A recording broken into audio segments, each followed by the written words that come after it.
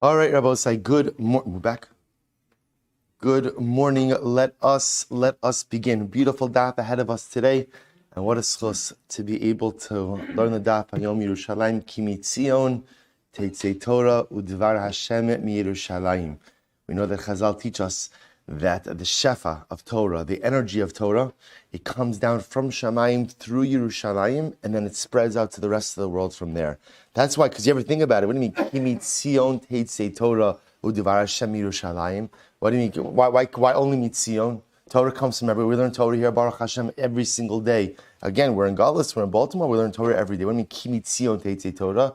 Because the energy of Torah comes down from Shamayim through Yerushalayim and is then dispersed to Arba Kanfos Sa'aretz, to the four corners of the world.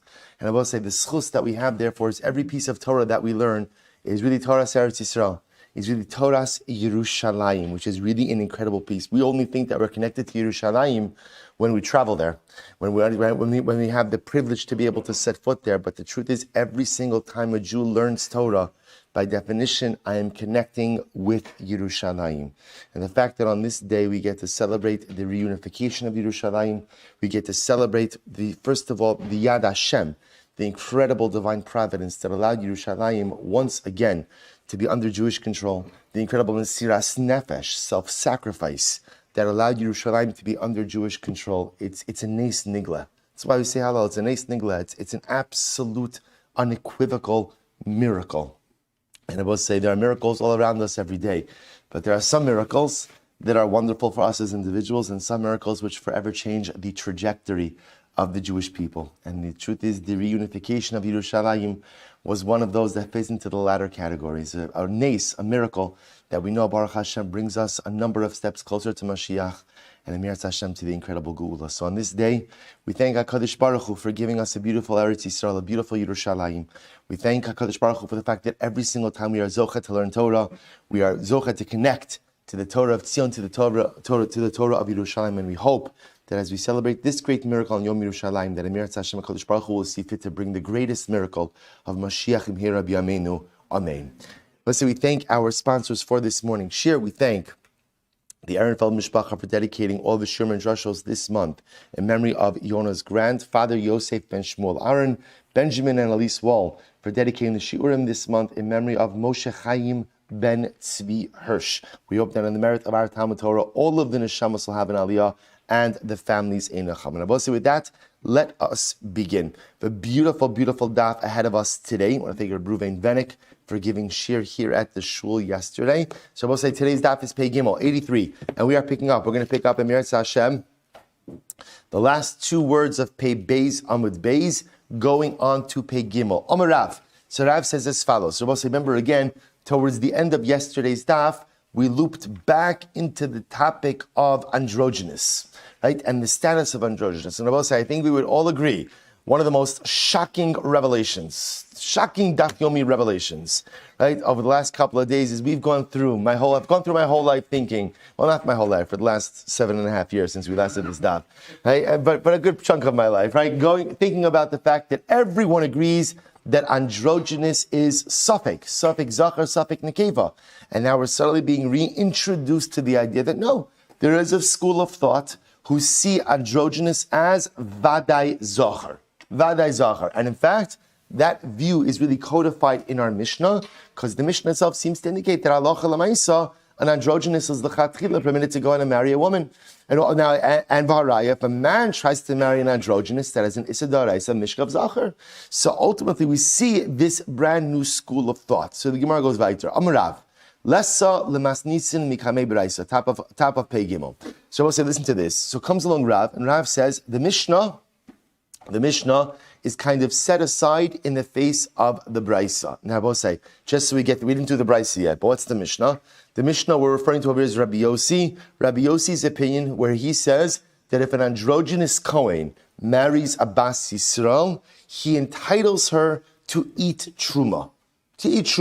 Which essentially says, therefore, that an androgynous is a man, and therefore his kiddushin, his marriage, is a valid marriage, and he entitles his wife to go ahead and eat Truma. So Rav comes along and says, by the way, the Mishnah is set aside in the face of a brisa. There's a brisa that contradicts the Mishnah, and the brisa is going to be considered to be more authoritative. Okay, what's the brisa? Here we go. The sign Rabbi Yossi Omer, androgynous beria bifnei atzmahu. An androgynous, Rabbi Yossi says, an androgynous is its own entity. It's not a man, it's not a woman, it's in its own beria. And the Chachamim have never determined whether or not the androgynous is a zachar or in the keva. So we'll say, so look what's happened. The brisa contradicts the Mishnah, right? Because Rabbi Yossi in the Mishnah says that an androgynous is what? Is what? Zachar, is a man. The brisa comes along and says an androgynous is what? Safek. So therefore Rav comes along and says the brisa is more authoritative than the Mishnah, and the brisa sets aside the Mishnah. The Gemara says, okay, Adarabba, why do you say that? I guess it's just the opposite. Less brisa mikame mas nisin. 1 second. That's not how this works. So I'll say, remember again, a brisa and a Mishnah are both Mishnaic teachings. Where lies the difference between a brisa and a Mishnah? A Mishnah was incorporated by Rabbi Yehuda Hanasi to be part of the body of Torah Shebal Peh. A brisa was not, which by definition means a Mishnah is almost always more authoritative than a brisa. So if you have a contradiction between a Mishnah and a brisa, which one should win? The Mishnah. So the Gemara says, so the Gemara says, I'll tell you why. Mideshafke Rabbi Yossi lebar suge shmamina haderbe. Rabbi said, this is actually very interesting. So what was Rav picking up on? See, Rabbi say, if you go back to our Mishnah over here, the Mishnah quoted that Rabbi Yossi was saying this in conjunction with Rabbi Shimon. Right? It was Rabbi Yossi and Rabbi Shimon hold that if an androgynous Kohen marries a Bas Yisrael, he entitles her to eat truma. So you have two of them, right? In the brisa, it was just Rabbi Yossi. So Rabbi say, how do you, and again, obviously, in the Mishnah, you have Rabbi Yossi and Rabbi Shimon saying an androgynous Kohen who marries a Bas Yisrael entitles her to eat truma, which is Rabbi Yossi and Rabbi Shimon saying that androgynous is a man. In the brisa, you have Rabbi Yossi saying an androgynous is safek. Yet it's Rabbi Yossi by himself without Rabbi Shimon. So Rav essentially does, it's almost like, forensic brisa analysis over here. And he says, well, what happened?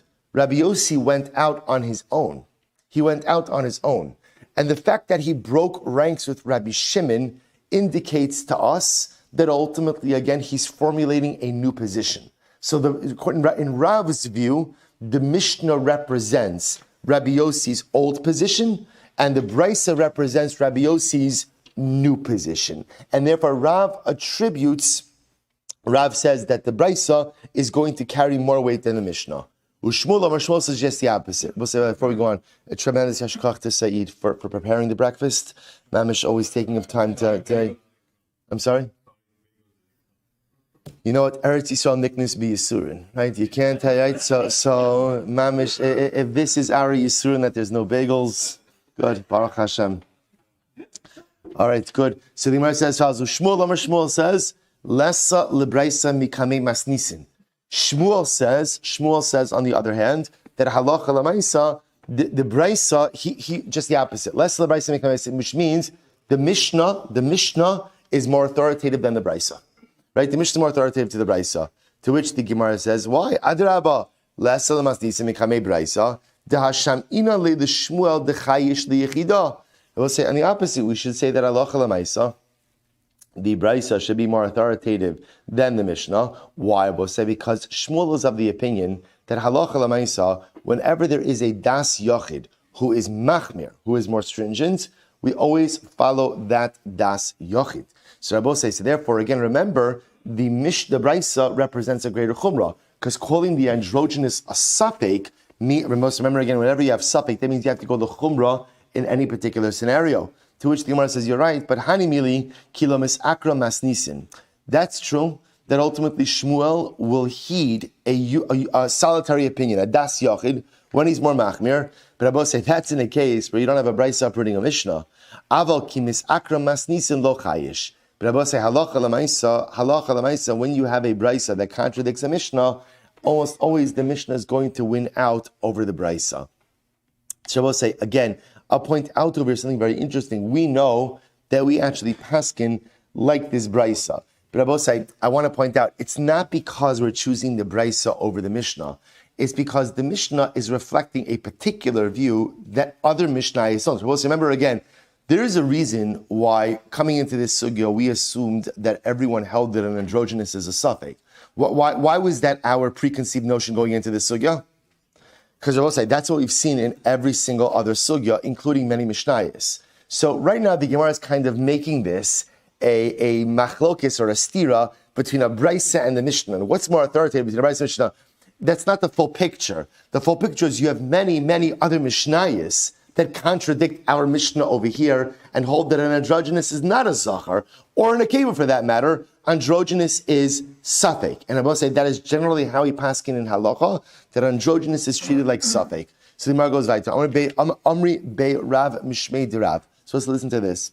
So they said in Be Rav, in the name of Rav, halacha ki Rabbi Yossi ba'androgynous u'bar kava. So we'll say, it's not interestingly enough. So remember again, Rav's position is that halacha l'mais we passing like Rabbi Yossi in the case of androgynous, which we'll say would tell us that what? That an androgynous is a zachar, is a man, u'bahar kava. We'll see what that case is in the halacha of grafting. U'shmuel Amar, Shmuel says we also follow the position of Rabbi Yossi, Bekoshi, in the case of Koshi, which is a woman bleeding as a result of labor. Again, we'll see what that case is in just a moment. Ubikidush. We'll say this is not Kiddush on Shabbos, but rather, again, this refers ultimately, again, to Klaya Kerem, assering growth in a grain field by introducing vines. Again, we'll see all these cases. Here we go. Androgynous, Hadamra. So we'll say androgynous, that's what we said before. That halacha l'maisa. The halacha follows Rabbi Yossi, right? The halacha follows Rabbi Yossi of the Mishnah, namely that an androgynous is considered to be a zachar. Okay, harkava. I will say, what's the case of harkava? What's the case of grafting? So actually, it's actually very interesting. I will say, very halacha l'maisa. This nan ein notin ve'ein mavrichin ve'ein markivin erev shvius. So I will say, now listen to this. We know on Shemitah, one is not permitted to work the land. But not only is it before on Shemitah, but even before Shemitah, halacha l'maaseh not allowed to do certain things which will have a net effect on Shemitah. So, for example, ein notin, we don't plant markivin. So I will say markivin in this context means the process of going ahead. Here's what's interesting. If you wanted to go ahead and, let's say, plant additional grapevines. So one of the interesting ways they would do it was, you have a vine, right? The vine has its bottom in the ground, and then there's the top that flows out. What you could do is take the I don't know what the technical term is. Take the part on top, right? The part of the vine on top. So imagine again, the bottom of the vine is in the ground. The vine, let's say you're holding the vine up. Take the part that's on top, bend it, plant that into the ground, allow that to take root, and then what? You cut it in the middle, and Mazel Tov, now you have two vines. You have two vines. That's called markivin. Sorry, that's called mavrichin, excuse me. Ve'ein markivin. I will say markivin is grafting. Grafting, erev shvius, pachos mishloshim yom lifnei Rosh Hashanah. You're not allowed to do any of these things within the 30 days of Rosh Hashanah of a Shemitah year. 30 days of Shemitah year. Ve'imnata, ve'hevrich, ve'herkiv, yakar. I will say to the point that if you perform any of these activities within 30 days before Rosh Hashanah of the Shemitah year, then what? Then Allah Chamais, you have to uproot it. You have to uproot it. Incredible. Rabbi Yehuda says, so actually, it's actually very interesting. Rabbi Yehuda says, now, by the way, why do you have to uproot it? So Rashi says over here, Yakar, Tikakalta B'Shvius, Deinar Kava Koletes B'Pachas Mishloshiyom, because these are considered to be planting activities which took effect during the Shemitah year, and therefore, again, they must be undone and reversed. Okay, now watch this. So we'll say, so the first part of the brisa says the window over here is 30 days. I'm sorry, we'll say, I forgot to mention a sponsorship to Michael and Rachel Troniansky for dedicating the daf in honor of Michael's mother, Shendel Bas Mordechai Zichrono Livracha. Thank you for the sponsorship. We hope that in the merit of our Talmud Torah, the Neshama will have an aliyah and the family in the Chama. Michael, I'm sorry. I even put the post-it note on my Gemara, but I turned the page. All right, so it says the Gemara. Rabbi Yehuda says, Kalar kavash she'eno koletes b'shloshi yamim. So what Rabbi Yehuda holds, in general, any grafting that doesn't take root within 3 days, shuv eno koletes, will not take root in the future. Rabbi Yossi, Rabbi Shimon, Rabbi Shimon say, No, it's shtei Shabbosos. It's not 3 days, it's 2 weeks. So I will say, V'amar Rav Nachman Amar Baravua. I will say, now, here's what's interesting. So the first part of the brayso gives us the time frame of 30 days. Then you have Rabbi Yossi, and Rabbi Shimon saying 2 weeks, right? And you have you have Rabbi Huda saying 3 days, and Rabbi Yossi, Rabbi Shimon saying 2 weeks. So how does that stem? So comes Rav Nachman, so Rav Nachman, Amar Baravua, L'divrei ha'omer shloshim, tzarich shloshim ushlosha. So here's what's interesting. Everyone is going to agree that you need the 30 days. In other words, there needs to be a 30-day buffer, a minimum of 30-day buffer between any planting you're doing before Rosh Hashanah. The machlokes over here is Rosh Hashanah of Shemitah year. The machlokes is, do you have to add on extra time to that? So for example, the Gemara says, according to the opinion who says 3 days, that's Rabbi Yehuda, in order to plant something before Rosh Hashanah of Shemitah year, you're going to have to plant 33 days before. L'divrei ha'omer shlosha, l'divrei ha'omer shtei Shabbosos, tzarich shtei Shabbosos ushloshim. And according to the opinion who says 2 weeks, that's Rabbi Yossi and Rabbi Shimon, they're going to say it's the 30 days plus 2 weeks. And therefore, again, Rav was saying that halacha follows Rabbi Yossi in this case. Shmuel says the halacha also follows Rabbi Yossi in the case of koshi and kiddush. So therefore, again, so case number one, where we're saying that halacha follows Rabbi Yossi is by androgynous. Namely, that what according to Rabbi Yossi, Rav's position is like Rabbi Yossi, androgynous is a zachar. Case number two, where you pass like Rabbi Yossi, is by Shemitah, which tells you that what? If you want to plant something before the Shana of the Shemitah year, how far in advance do you have to plant it? 30 days plus an additional 2 weeks, right? So 30 days and 2 weeks, 44 days, right? 44 days before the Shemitah year is the last time that you could plant something in the ground. Okay, Shmuel comes along and says, there are 2 more cases that we also go paskin like Rabbi Yossi. What are those 2 cases? Shmuel number Koshi v'Kiddush. So we'll say, what's the case of Koshi? Very interesting. This nan kamaye kishuyah. So we'll say, listen to this, without getting into all the technicalities over here. The issue at play is as follows.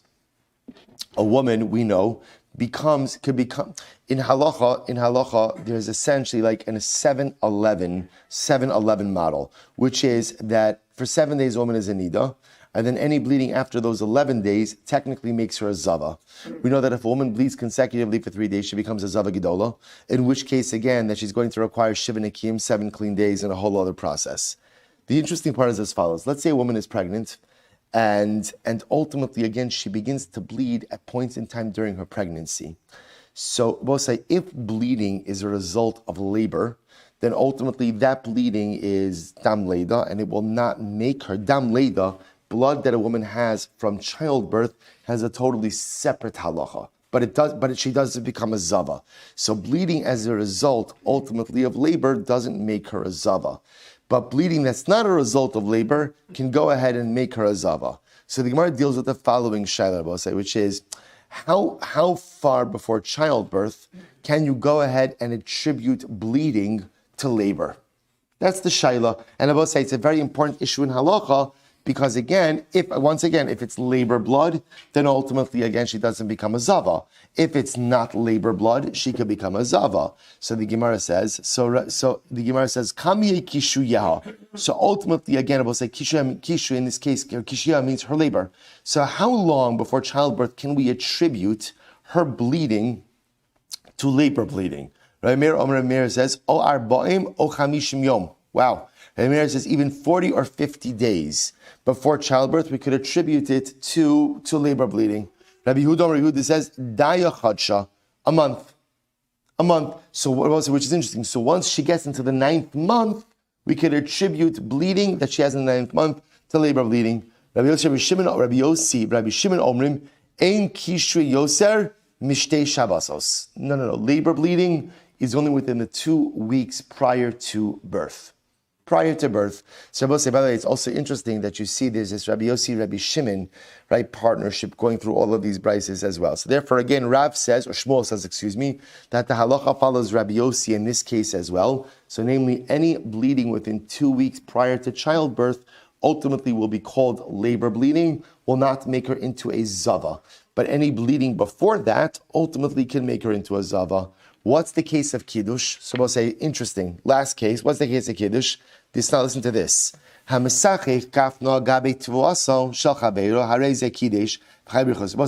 go back. Basic halacha of klaya kerem, which is you're not allowed to plant wheat and grapevines in close proximity to each other. And if you do, and they grow together, the combined growth is going to be asr. Asr to the point of what do you have to do with it? Incinerate it. You have to destroy it. There's a little bit of an interesting wrinkle in this case, which is hamesachech gafano. So I take a vine, mesachech gafno. So I take my vine and I spread it over agabe tvuaso shel chavero, and I spread it over my friend's grain.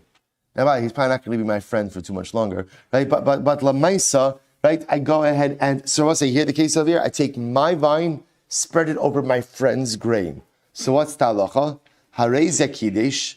I have effectively ruined his grain, because now again the combined growth of the vines and the grain creates klaya kerem. So now everything is going to be aser. The chayiv ba'achriyu so divrei meir. Now obviously I've damaged my friend, so the grain is done. Right, the grain is going to have to be destroyed because it's aser. But lamaisa, I am chayiv now for monetary compensation. Look at Rashi. That's Rashi and Daf Kidesh.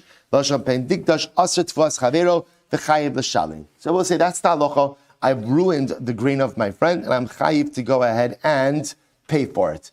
And we'll say, watch this. Rabbi Yossi, Rabbi Shimon say, Amud Beis, they disagree, and they say no, the grain is not aser.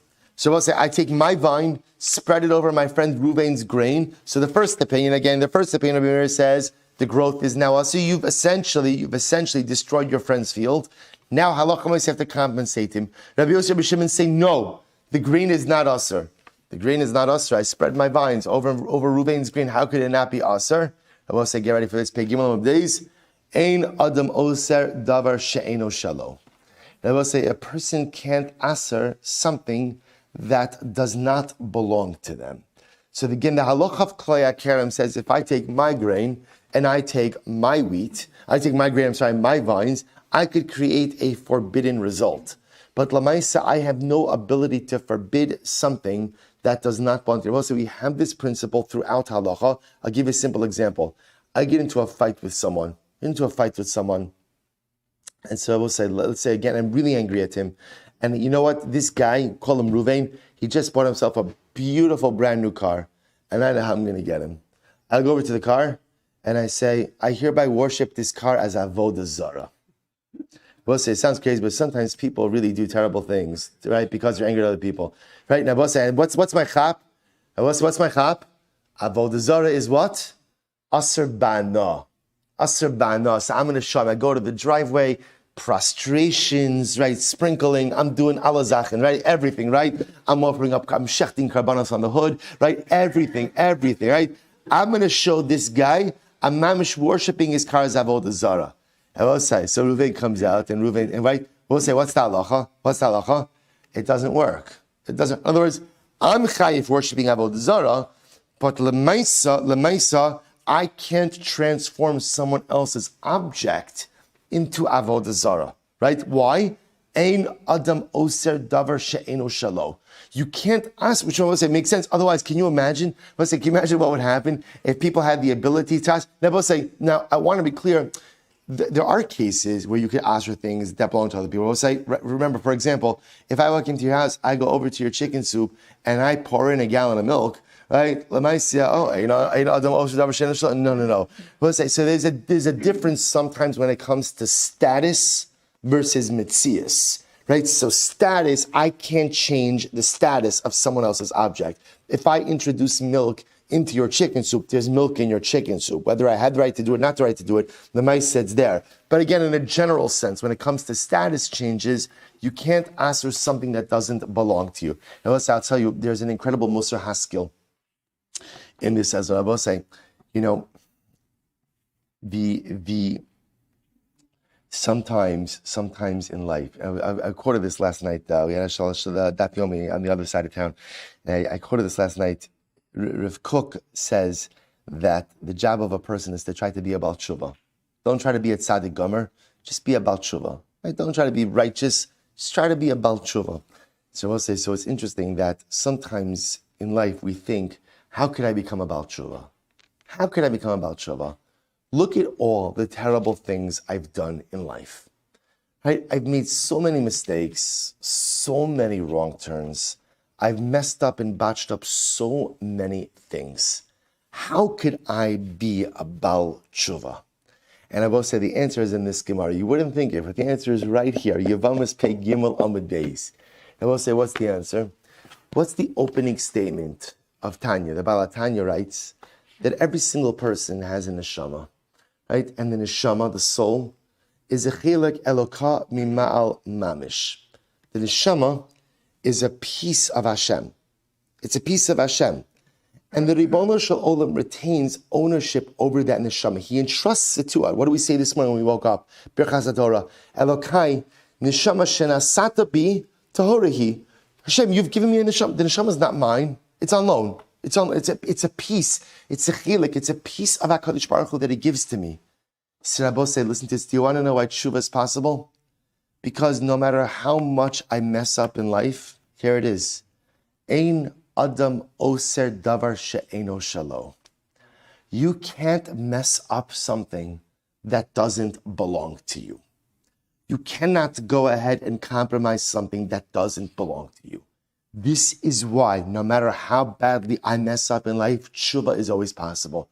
Because I will say, you can mess up your guf from here until who knows where, right? And you can even mess up your emotions, you can mess up your feelings, you can mess up your mind.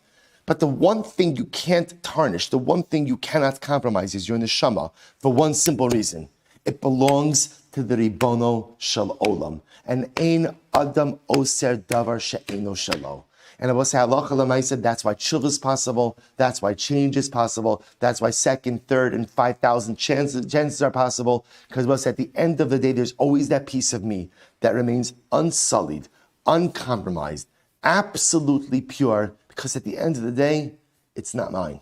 And ein adam oser davar she'eno shelo. I will say, perhaps one of the most inspirational lines in all of Shas, because it's this line, Rabbi say, that gives us the hope that tshuva is not only possible, but it's mamish realistic and within reach. Incredible. Ibaylahu. Both say back to androgynous. I don't want you to get nervous. We haven't left androgynous, right? I know people get nervous. We're back. Right? Ibaylahu.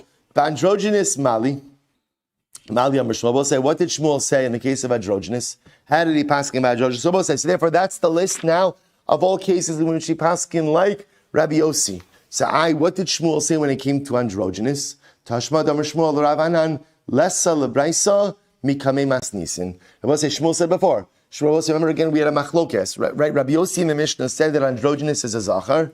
Rabbi Yossi in the Braisa said androgynous is a suffix. And Shmuel came along and said that the Mishnah is more authoritative than the Braisa. So it sounds like Shmuel holds like Rabbi Yossi, but like Rabbi Yossi in the Mishnah. You mean androgynous is a zachar. So the Gemara says, Hakava Malia Shmuel. What does Shmuel say in the case of Harkava, right, by Shemitah? He'll say, what does he say in terms of the amount of time before Shemitah that you're not allowed to plant? Tashma Damar Shmuel Rabbanan, Tani K'man Damar, Shlosha Ushloshim. Shmuel holds like the opinion who says 33, as Rabbi Huda. Right, Rabbi say, in order to plant before the Rosh Hashanah Shemitah, you have to plant a minimum of 33 days prior to Shemitah. Koshi Mali Rav say, what did Rav say in the case of Koshi? In other words, how long before a woman gives birth could we attribute bleeding to labor bleeding? Teku. Ultimately, again, that question we didn't answer. Kiddush Mali Amarav. What does Rav hold in the case of Kiddush, Rav say? In other words, in the ability of someone to take their vine and spread it over their friend's grain. Does that go ahead and prohibit the grain or not? What did Rav say in that case? Amrav Yosef Tashma Amrav Huna Amarav Ein Halacha Krabi Yossi. The halacha does of Rabbi Yossi, therefore, again, namely, that ultimately, again, Rav holds, Adam Oser Davar She'eno Shalo, that if I take my vine and spread it over my friend's grain, actually I go ahead and aser it. Amar le Abaye, my chaz is the samchis aha, samich aha. Abaye says, ultimately, again, why are you relying on this particular version? Rely on the other version. The Amarav Acha Amarav, halacha Krabi Yossi. So the Gemara says, Amri Beirav Manu, who is this Beirav? Rav Huna, it's Rav Huna. Rav Huna Amar Ein Halacha. Rav Huna was the one who said before That halacha doesn't follow Rabbi Yossi. Okay. So the Gemara says, so Rabbi Yehuda says, so going back to the Mishnah for just a moment. So remember again, in the Mishnah, Rabbi Yehuda said, Tumtum shenikra v'nimtza zachar. Rabbi says, now we're transitioning back to tumtum. Remember again, tumtum, there's a membrane covering the sexual organs, and we're not sure what the gender of this person is. So Rabbi Yehuda said, tumtum shenikra. Even if you have a tumtum, and let's say the membrane was removed. So now you could see it's a zachar. V'nimtza zachar, it's a male. Lo yachlotz. He still shouldn't do chalitza. Why?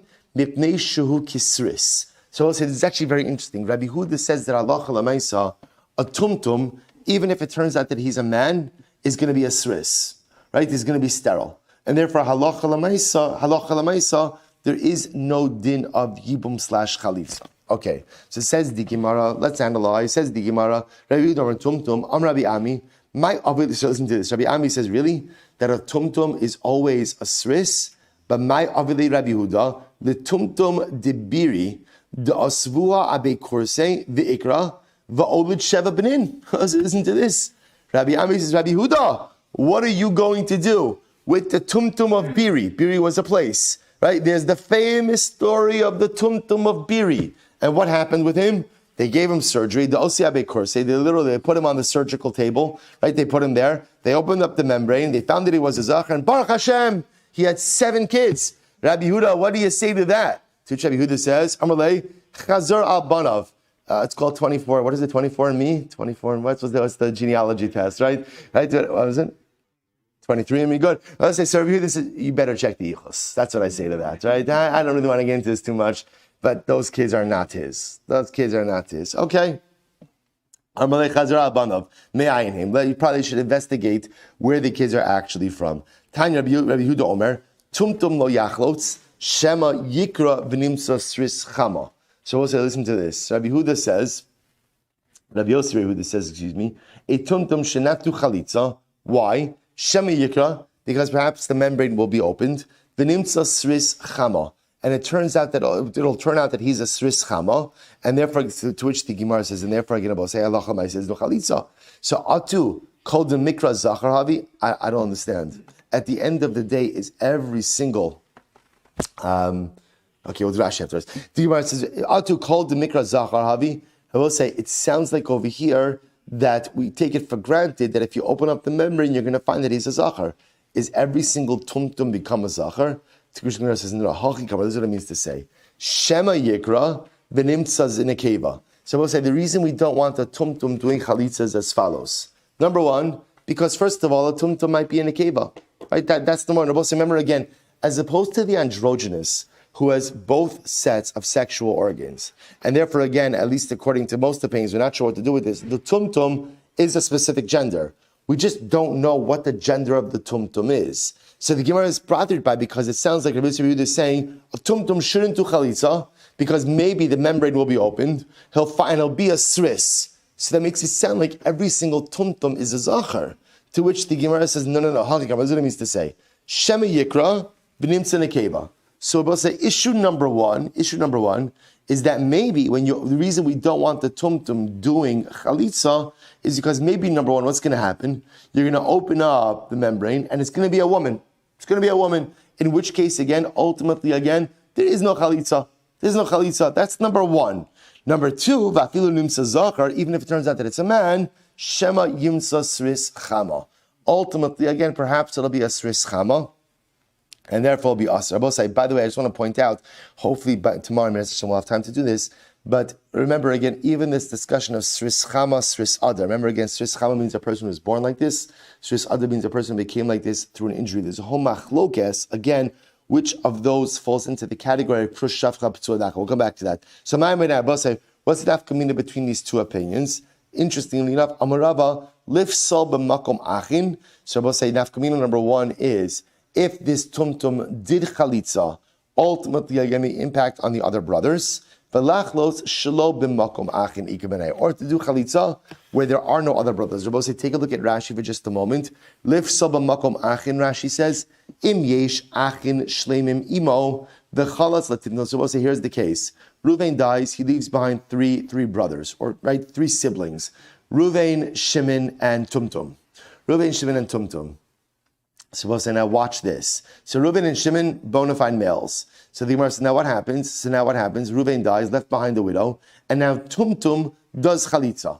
Right? Tumtum. So watch this. So says Rashi, the Rabbi Huda Damar Shu Kisris Machzik La Bisris Vadai V'lo Pasta Ala Achin Umisya V'Emes. According to Rabbi Huda, who treats a Tumtum like a Vadai Sris, ultimately will say the chalitza of Tumtum is irrelevant. It's as if it didn't happen, and therefore, again, she's subject to Yibum / chalitza by the other brothers. Rabbi Yossi, Shema Katani Sveikahu, Upasna Ala Achin, Dilma Lav Sris Hava V'chalitza. So according to Rabbi Yossi, who holds that ultimately it's a suffix, the chalitza that a tumtum does would preclude the other brothers from doing anything. That's one nafkamina. Second nafkamina, says Rashi, Lachlot Shalom Makamachin. Let's say the only surviving sibling is tumtum. What do you do in a case like this? So Rashi says, Im ein sham ach elohu. If there is no other brother besides tumtum, the Rabbi Yehuda lo baya chalitza mina. According to Rabbi Yehuda, who holds that a tumtum is a vadai sris, there's no chalitza. There's nothing. There's nothing. Rabbi Yehuda baya chalitza misafei. So we'll say, essentially, fundamental machlokes. How do we look at tumtum? According to Rabbi Yehuda, tumtum is no matter what. The tumtum has no shaychus tiyum and chalitza. Why? Because remember, if it's a woman, it's a woman. No chalitza, privacy by a woman, right? Rabbi will say, and if it's a man, it's what? A vadai sris. That's Rabbi Yossi. According to Rabbi Huda, on the other hand, that's Rabbi Huda. Sorry. According to Rabbi Yossi, on the other hand, halacha lemaisa, tumtum is safek ish, safek isha, but lemaisa, if it's an ish, it may not be a sris. That's the fundamental machlok. It's also incredible. Amar Rav Shmuel bar Yehuda, Amar Rabbi Abba, Achod Rabbi Yehuda bar Zavdi, Amar Rabbi Yehuda, Amar Rav Androgynous, Chayiv alav skila mishtei makomo. So we'll say this was the end of yesterday's daf. So we'll say if a person has bia, a man has bia with an androgynous. So we'll say, remember again, we're going back and forth over here. So an androgynous, right, has both male and female reproductive organs. So Rabbi will say, here's the interesting case. So all of these opinions, the name of Rav, androgynous. If a man has relations with an androgynous, whether he has relations with the androgynous, right, shalokidarka, anally, or vaginally, ultimately, again, he'll be chayiv for mishkav zachar. I will say, so again, here's what's interesting. Again, however he has bia with the androgynous, ultimately, again, he's going to be chayiv. Skila. Now, what do you chayiv skila for? Rabbi will say, this is going with the opinion that how do we look at an androgynous? As a man. So therefore, again, there's another man who has relations with the androgynous. No matter how he has relations, ultimately, he's going to be chayiv for what we call mishkav zachar, for homosexual behavior. To which the Gemara says, incredible. So the Gemara says, Meisvei, Rabbi Eliezer Omer, androgynous chayavin alav skila kizocher. So Rabbi says, listen to this. The Brisa says, Rabbi Eliezer says that if you have relations with an androgynous, you're chayiv skila like having relations with any other man. So when is that so? Bizachrus. If you had relations with him like one man has with another man, i.e. bia shalo kidarka. Ava benakvus shalo. But if you have relations with the androgynous, utilizing his female characteristics, pater. Ultimately, you're pater. So we'll say the Brisa contradicts what we just said before, because in the Brisa now it says you only chayiv for an androgynous if you're boel him bia shalo kidarka. But if you're boel him through his nakvus, through his female body parts, then ultimately again you're not chayiv. Before and we said you are chayiv. What's going on? Hu damar ki aitana. So we'll see the Sanya Rabbi Simai says androgynous chayavin alav skila mishtei makomos. So I will say, again, I just want to point out something very interesting over here. This Gemara is still going in line with the opinion of Rabbi Yossi in the Mishnah that an androgynous is a man. An androgynous is a man. And therefore, if one man were to have relations with an androgynous, that is mishkav zachar. That's homosexual behavior, and it's punishable. The machlokes was so fascinating. The machlok, not for the Shabbos day, but fascinating. Right? I will say, which is again, what type of bia with an androgynous is considered to be mishkav zachar? Is it only what we'll call typical mishkav zachar, bia shalo kedarka, or no? Even if you have relations with the androgynous, through his female biology, that's also called Mishkav Zachar. So Rabbi say, this is the machlokes. Fascinating. So Rabbi say, here we go. So machlokes. It's machlokes. See, here we go. My time of Rabbi Simai. What's Rabbi Simai's logic? Amra Baramduri asabrali ve'es Zachar lo tishkav mishkave isha. Wow. So Rabbi say, listen to this. So this is the pasuk prohibiting homosexual behavior, right? So the Torah says, "Es zachar." I will say, by the way, I feel compelled whenever we have gemaras like this that it's important to speak out. I will say, in life, people have all kinds of struggles, and there are some people who struggle with being attracted to people of the same sex. It is a real struggle, and especially if someone wants to be frum and have this struggle. I will say, I just want to tell you, as having met and spoken to people who have this struggle, one cannot imagine the struggle when you have to choose essentially between companionship and basic life happiness and God. And that's what a lot of these individuals in the gay community have to struggle with. I will say, and by the way, it's a struggle I always say, I don't, to give up companionship, intimacy for HaKadosh Baruch Hu is an overwhelming nisayon. And in general, with any nisayon, we never judge anyone based on this. So I just want to point out, when we speak about this, we're talking about prohibited behaviors. I will say, but in no way are we talking about people who have this struggle, and in no way condemning them for having the struggle. The struggle, we know, I will say, is often innate. Okay, leaving aside the nurture versus nature, we know that I will say there are people who are just born in certain ways.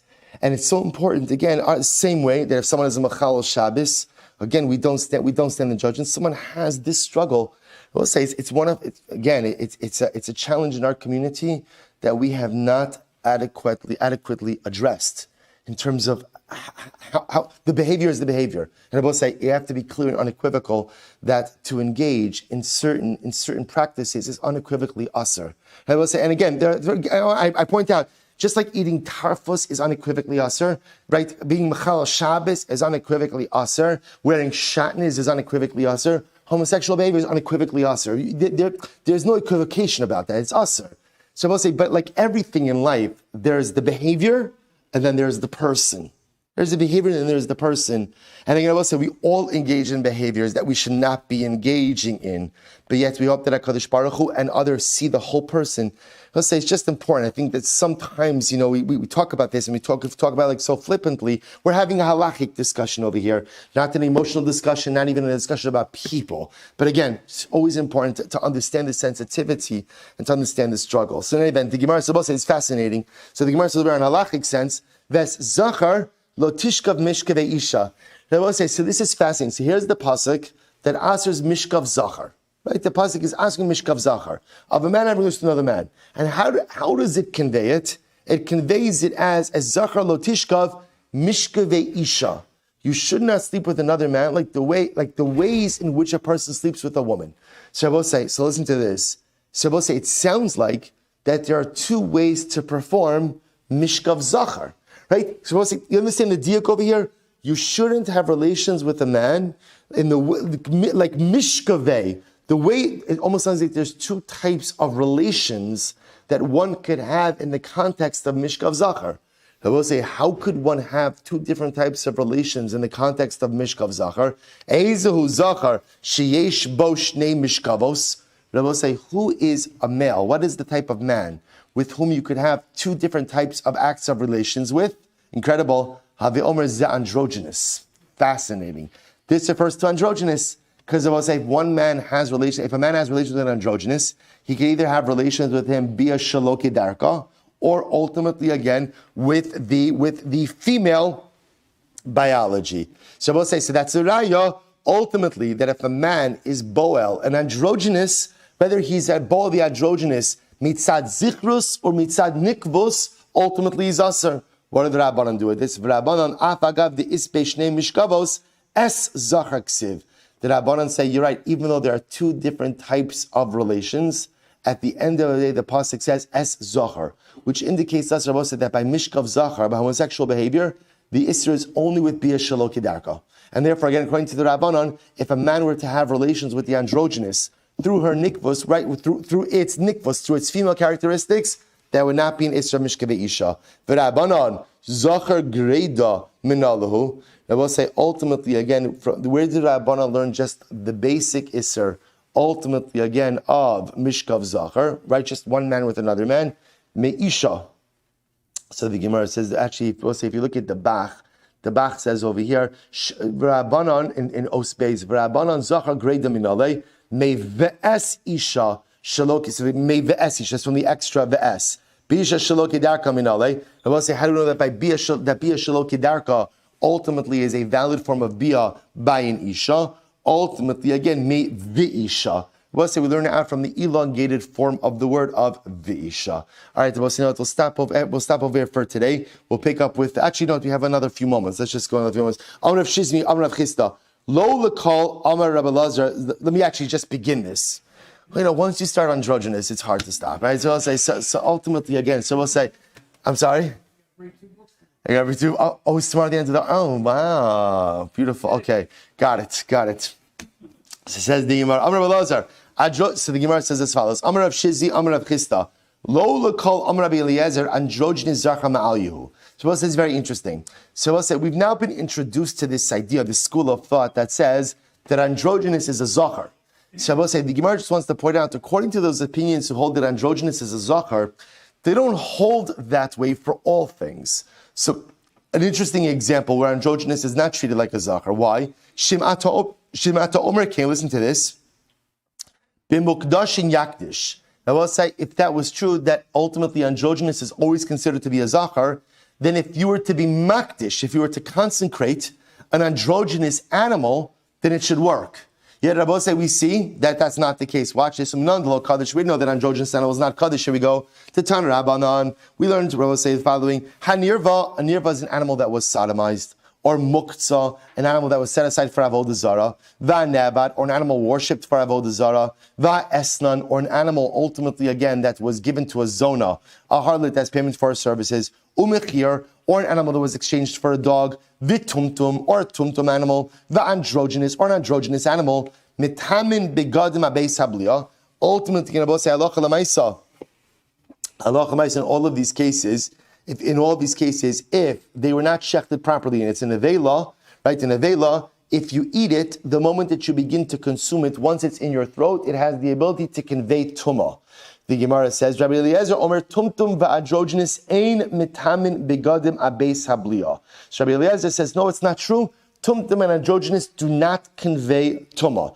Rabbi Eliezer Omer kamakom shnemar zachar nekeva atamotzi tumtum va'androgynous mibinem. Because we all say, ultimately, Rabbi Eliezer says, anytime the Torah uses the word zachar nekeva, we automatically exclude tumtum and androgynous.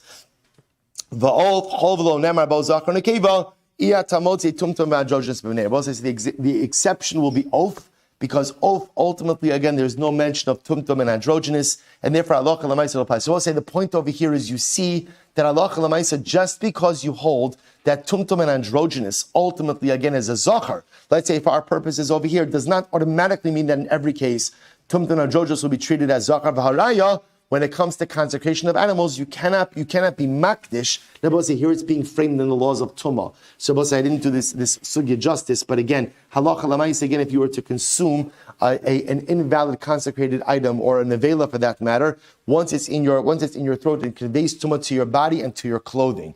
The idea over here being that by an animal, tumtum and androgynous, you cannot consecrate such an animal as a karban, which shows you that what?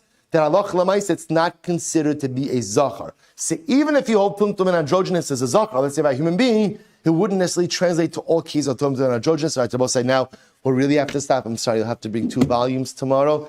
Mr. Wasai, shkoyach. All right, Chevra on Zoom, everyone have a great day.